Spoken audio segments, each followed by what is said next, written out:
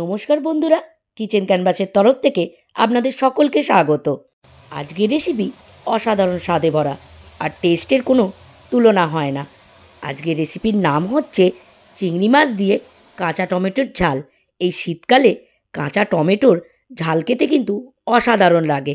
চিংড়ি মাছ ছাড়াও কিন্তু আপনারা নিরামিষ বানিয়ে খেতে পারেন, টেস্ট কিন্তু অসাধারণ।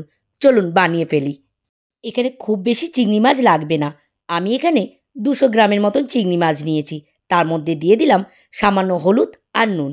আমি একটু ভালো করে ম্যারিনেট করে 10 মিনিটের মতন রেস্টে রেখে দেবো। ততক্ষণ কিন্তু কাঁচা টমেটোগুলো চলুন কেটে নিই। এই দেখুন, আমি এখানে কিন্তু 500 মতন কাঁচা টমেটো নিয়েছি। এই কাঁচা টমেটো কিন্তু একমাত্র শীতকালে পাওয়া যায় আর টেস্ট কিন্তু অসাধারণ হয়। এরকম ছোট ছোট করে আমি পিস করে কেটে নিচ্ছি। এতে কী হবে, টমেটো খুব তাড়াতাড়ি সিদ্ধ হয়ে যাবে। এই একই রকমভাবে বাকি টমেটোগুলোও আমি কেটে নেব।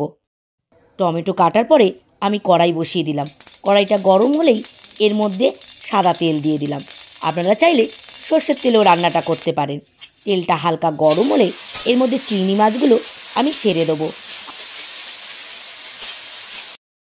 আবার খুব বেশি লাল লাল করে ভাজবো না, তাহলে কিন্তু চিংড়ি মাছ খুব শক্ত হয়ে যাবে। এই দেখুন, ঠিক এই রকমভাবে ভাজা হয়ে গেলে আমি এক এক করে চিংড়ি মাছগুলো তুলে নেব। এবার এই তেলেতেই 2খানা শুকনো লঙ্কা আর 1 চামচ কালো জিরে ফোড়ন দিয়ে দিলাম। এবার একটু নেড়ে নিয়েই এর মধ্যে দিয়ে দেবো পেঁয়াজ কুচি। পেঁয়াজ কুচি এখানে আমি দিয়ে দিলাম। এই রেসিপিটা আপনারা বাড়িতে অবশ্যই একবার ট্রাই করবেন। আশা করি আপনাদের ভালো লাগবে। আর যদি ভালো লাগে তাহলে লাইক আর শেয়ার করতে কিন্তু একদমই ভুলবেন না। আর নিত্য নতুন রেসিপি দেখার জন্য আমার চ্যানেলটিকে সাবস্ক্রাইব করে বেল আইকনটিতে অবশ্যই ক্লিক করে দেবেন। তাহলে যখনই আমি নতুন কোনো ভিডিও আপলোড করব, সর্বপ্রথম আপনাদের কাছে পৌঁছে যাবে। আচ্ছা, এর মধ্যে দিয়ে দিলাম 2 চামচ আদা রসুন বাটা। আদা রসুন বাটাটা দিয়ে আরও 2 মিনিটের মতন কষিয়ে নেব। এবার এর মধ্যে দিয়ে দেবো এক এক করে কাঁচা টমেটোগুলো। কাঁচা টমেটোটা দিয়েই কিন্তু গ্যাসের ফ্লেম একদমই লো করে দেবো। লো ফ্লেমেতে আমি এই টমেটোগুলো বেশ ভালো করে 2 মিনিটের মতন কষিয়ে নেব। 2 মিনিট কষানোর পরে দিয়ে দেবো পরিমাণ মতন নুন আর হলুদ গুঁড়ো। হলুদ গুঁড়োটা দিয়ে আমি আবার একটু কষিয়ে নেব। ভালো করে কষিয়ে নিয়ে আমি ঢাকা দিয়ে দেবো 5 মিনিটের মতন, যাতে টমেটোগুলো সিদ্ধ হয়ে যায়। যতক্ষণ টমেটোটা সিদ্ধ হচ্ছে ততক্ষণ একটা মিক্সিতে মশলা বেটে নেব।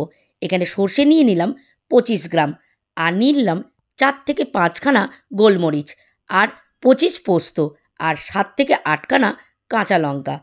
এবার একটা মিহি পেস্ট বানিয়ে নেব মিক্সিতে। 5 মিনিট হয়ে গেছে। এবার আমি ঢাকাটা খুলে দিলাম। এই দেখুন, টমেটোগুলো বেশ নরমও হয়ে গেছে আর প্রায় সিদ্ধ হয়ে এসছে। এবারে এর মধ্যে দিয়ে দেবো বাটা মশলাটা। বাটা মশলাটা দিয়ে কিন্তু ভালো করে কষিয়ে নেব 2 মিনিটের মতন। আশা করছি এই রেসিপিটা আপনাদের ভালো লাগবে। আর ভালো লাগলে কিন্তু লাইক আর শেয়ার করতে ভুলবেন না। আর নিত্য নতুন রেসিপি দেখার জন্য আমার চ্যানেলটিকে সাবস্ক্রাইব করে বেল আইকনটিতে অবশ্যই ক্লিক করে দেবেন। এবার এর মধ্যে দিয়ে দেবো লঙ্কা গুঁড়ো 1 চামচ, জিরে গুঁড়ো 1 চামচ, ধনে গুঁড়ো 1 চামচ আর দেবো সামান্য নুন, যেহেতু আগে আমি নুন দিয়েছি। এবারে ভালো করে কষিয়ে নেব। 2 মিনিটের মতন কষিয়ে নিয়ে এর মধ্যে দিয়ে দেবো জল। অল্প পরিমাণে আমি জল এখানে অ্যাড করলাম, এই 1 কাপের মতন। এবার ভালো করে মিশিয়ে নিয়ে আমি দিয়ে দেবো এর মধ্যে চিংড়ি মাছগুলো। ভাজা চিংড়ি মাছটা দিয়ে একটু নেড়ে চেড়েই কিন্তু এর মধ্যে দিয়ে দেবো ধনে পাতা। ধনে পাতা কিন্তু বেশ ভালো টেস্ট লাগে এই রেসিপিটার সঙ্গে। এবার ধনে পাতাটা দিয়ে আবার ভালো করে মিশিয়ে নিয়ে ঢাকা দেবো জাস্ট 5 মিনিটের মতন, যাতে বাকিটাও সিদ্ধ হয়ে যায়। 5 মিনিট হয়ে গেছে। এবার আমি ঢাকাটা খুলে দিলাম। এই দেখুন, ভালো করে কিন্তু আমার টমেটোগুলো সিদ্ধ হয়ে গেছে। এবারে দেবো কড়াইশুঁটি। কড়াইশুঁটিটা দিয়ে একটু নেড়ে চেড়ে নিয়েই কিন্তু আমি ঢাকা দিয়ে দেবো আরও 2 মিনিটের মতন, যাতে কড়াইশুঁটিগুলো সিদ্ধ হয়ে যায়। 2 মিনিট হয়ে গেছে। এবার আমি ঢাকাটা খুলে দিলাম। এই দেখুন কি সুন্দর একটা কালার এসছে।